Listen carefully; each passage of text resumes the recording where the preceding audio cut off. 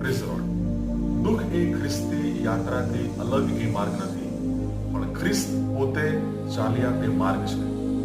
યોહાન 9મા અધ્યાયમાં જન્મથી આંધળા માણસની જેમ જ્યારે આપણે ઈશ્વરના હેતુઓને સમર્પિત થઈએ છીએ, ત્યારે આપણું દુઃખ, આપણી પીડા, આપણી વેદના એ ઈશ્વરના મહિમાને માટે એ ઉપયોગી બની જાય છે.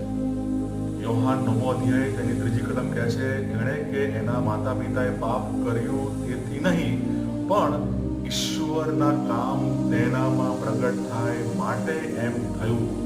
ઈશ્વર આપણા દુઃખોનો ઉપયોગ તેમનામાં આપણા વિશ્વાસને ઊંડો કરવાને માટે, તેમનામાં આપણા વિશ્વાસના ગુણને ઊંડા કરવાને માટે કરે છે.